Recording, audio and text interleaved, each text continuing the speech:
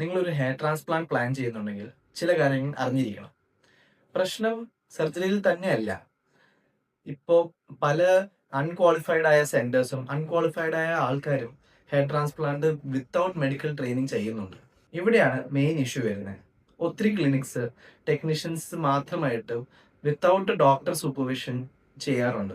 ചില സ്ഥലങ്ങളിൽ anaesthesia untrained ആയ വ്യക്തികളാണ് കൊടുക്കുന്നത്.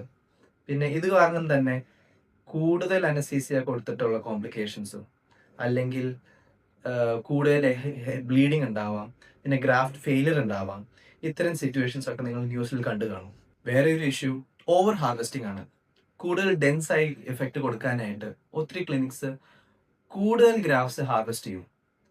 ഇത് കാരണം തലയുടെ പുറകില് തിന്നിങ്ങും പാച്ചസും ഒരു അൺനാച്ചുറൽ ലുക്ക് പലപ്പോഴും കാണാറുണ്ട്. വേറൊരു ഇഷ്യൂ നമ്മൾ കാണാറുള്ളത് ഹെയർ ലൈൻ ഡിസൈൻ ഒന്നല്ലെങ്കിൽ ഒത്തിരി താഴ്ത്തിയിട്ട് അല്ലെങ്കിൽ സ്ട്രെയിറ്റ് ഒരു ലൈൻ പോലെ ഒക്കെ കാണാറുണ്ട്. ഇത് വളരെ ഒരു അൺനാച്ചുറൽ ലുക്കായിട്ട് മാറും. കറക്റ്റായിട്ട് പ്ലാൻ ചെയ്താൽ പേഷ്യൻറ്റിൻ്റെ മുഖം, പേഷ്യൻറ്റിൻ്റെ ഏജ് ഒക്കെ അനുസരിച്ച് വേണം നമുക്ക് ഹെയർ ലൈൻ ഡിസൈൻ ചെയ്യേണ്ടത്.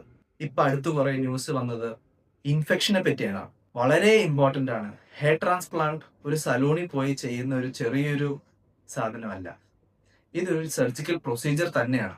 അതുപോലെ തന്നെ ഹെയർ ട്രാൻസ്പ്ലാന്റ് ചെയ്യുന്ന മുറി ഒരു OT ലെവലിലുള്ള ഒരു സ്റ്റെറിലൈസേഷനും ചെയ്യുന്ന ഇൻസ്ട്രുമെന്റ്സും OT ലെവൽ സ്റ്റെറിലൈസേഷനും ചെയ്തില്ലെങ്കിൽ ഇൻഫെക്ഷൻ വരും. ആൻഡ് ഈ ഇൻഫെക്ഷൻ ചിലപ്പോൾ ദുരിതമായ വലിയ ഇൻഫെക്ഷനായി മാറാനും സാധ്യതയുണ്ട്. പലവരും പല ക്ലിനിക്സിൽ പോയിട്ട് അൺനാച്ചുറൽ ആയിട്ട് ഒത്തിരി ഗ്രാഫ്റ്റ്സ് ഗ്യാരണ്ടീഡ് ആയിട്ട് പോകുമ്പോഴാണ് ഇത്തരം പ്രശ്നങ്ങൾ വരാറുള്ളത്. സോ ഹെയർ ട്രാൻസ്പ്ലാന്റിന് പ്ലാൻ ഉണ്ടെങ്കിൽ ചില കാര്യങ്ങൾ നിങ്ങൾ എന്തായാലും നോട്ട് ചെയ്യണം. ട്രാൻസ്പ്ലാന്റ് ചെയ്യുന്നത് ഒരു ക്വാളിഫൈഡ് ആയ പ്ലാസ്റ്റിക് സർജൻ അല്ലെങ്കിൽ ഡെർമറ്റോളജിസ്റ്റിന്റെ സൂപ്പർവിഷനിലാണോ? ട്രാൻസ്പ്ലാന്റ് ചെയ്യുന്ന മുറി OT ലെവൽ സ്റ്റെറിലൈസേഷനും ഇൻസ്ട്രുമെന്റ്സും എല്ലാം OT ലെവൽ സ്റ്റെറിലൈസേഷൻ ചെയ്യുന്നുണ്ടോ? ഹെയർ ട്രാൻസ്പ്ലാന്റ് എടുക്കുന്ന ഡോണർ ഏരിയ കറക്റ്റായിട്ടും എക്സാമിൻ ചെയ്യുന്നുണ്ടോ? ആൻഡ് ഒരു പ്രൊപ്പോർഷണറ്റ് ആയിട്ടുള്ള ഒരു റിയലിസ്റ്റിക് നമ്പർ ആണോ അവർ തരുന്നത്? പിന്നെ ഹെയർ ലൈൻ ഡിസൈനും കറക്റ്റ് നിങ്ങളുടെ ഫേസും നിങ്ങളുടെ ഏജും ആയിട്ട് അപ്രോപ്രിയേറ്റ് ആണോ? ഹെയർ ട്രാൻസ്പ്ലാന്റേഷൻ കറക്റ്റ് സ്ഥലത്ത് കറക്റ്റ് ആൾക്കാർ കറക്റ്റ് ടെക്നിക്കും വഴി ചെയ്യുകയാണെങ്കിൽ ഡെഫിനറ്റ്ലി വളരെ സേഫ് ആണ്. ആൾക്കാർ പലപ്പോഴും വിചാരിക്കും എല്ലാ ട്രാൻസ്പ്ലാന്റും ഒന്ന് തന്നെയല്ലേ, അപ്പൊ ചീപ്പായ ഒരു ഓപ്ഷൻ എടുത്തിട്ട് പോകാറുണ്ട്. പക്ഷെ ഇത് ചെയ്താൽ ഇത്തരം കോംപ്ലിക്കേഷൻ വരാനുള്ള റിസ്ക്കും കൂടുതലാണ്.